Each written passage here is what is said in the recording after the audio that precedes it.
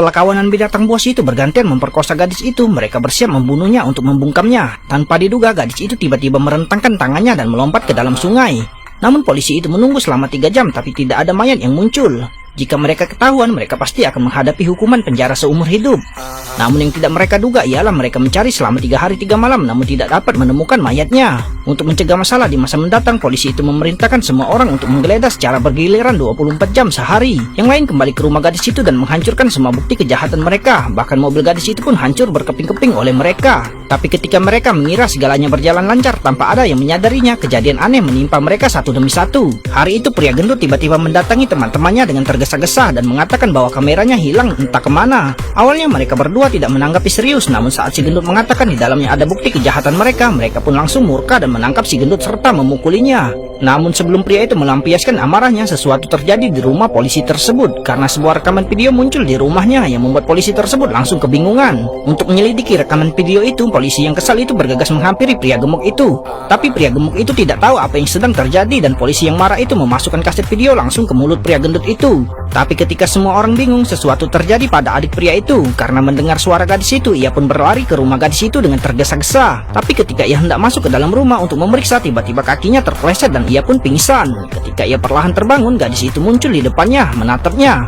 Maka pria itu merangkak mendekati gadis itu dan meminta maaf sepenuh hatinya. Namun bagi gadis itu, bahkan jika pria itu mati 100 kali pun tidak akan cukup untuk meredakan kebencian di hatinya. Dan ini baru awal balas dendam gadis itu. Demi membalaskan dendam, wanita itu akan menyiksa pembunuh yang telah memperkaosnya. Lalu wanita itu membuat mereka terjebak oleh jebakannya. Agar mereka mengalami kehidupan yang lebih buruk dari kematian, wanita itu langsung menuangkan asam klorida dalam jumlah besar ke dalam air. Karena asam klorida dapat perlahan-lahan mengikis dan mencerna pria itu. Pada saat ini pria itu akhirnya takut dan terus memohon serta meminta maaf kepada wanita itu. Namun trauma yang tertinggal di hati wanita itu tidak akan pernah bisa terhapus. Dengan marah, ia mencabut tongkat kayu yang menopang keseimbangan pria itu. Selama ia tidak mampu bertahan, ia akan terjatuh ke dalam kolam limbah berisi asam klorida. Dalam sekejap, asap memenuhi kepala pria itu dan tak lama kemudian ia pun tewas. Saat ini pria gemuk itu telah diikat ke pohon, lalu wanita itu memasukkan tikus ke dalam mulutnya, menyebabkan ia muntah berulang kali.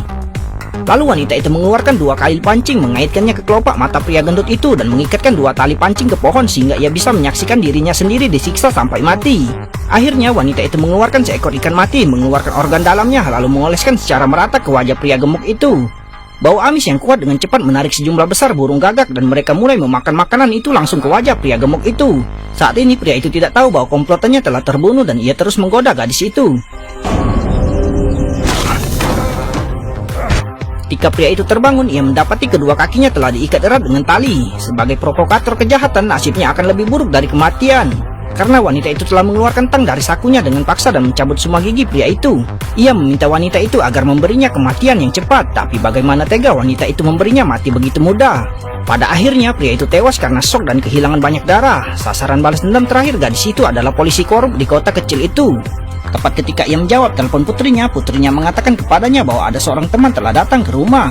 Namun saat ia mendengar suara yang dikenalnya itu, ia tidak punya pilihan selain menurut dan pergi ke rumah. Gadis itu memanfaatkan ketidaksiapannya dan memukulnya hingga pingsan. Saat ia terbangun, ia mendapati dirinya terikat di meja dengan senapan di belakangnya dan tali diikat di pelatuk pistol. Ujung tali yang lainnya diikatkan pada saudara bodoh yang tidak sadarkan diri itu. Begitu ia terbangun, keduanya akan langsung tewas. Baru saat itulah pria itu menyadari bahwa ia sebenarnya salah, tapi sudah terlambat. Gadis itu berjalan keluar rumah tanpa menoleh ke belakang, diam-diam menunggu suara 2 pria yang tertembak mati. Pada saat ini, polisi perlahan terbangun dan senjata pun meledak. Kelima pembunuh telah terbunuh dan gadis itu akhirnya menunjukkan senyuman yang telah lama hilang. Saksikan keseruan lainnya tetap di Snack Video, bikin semua beken.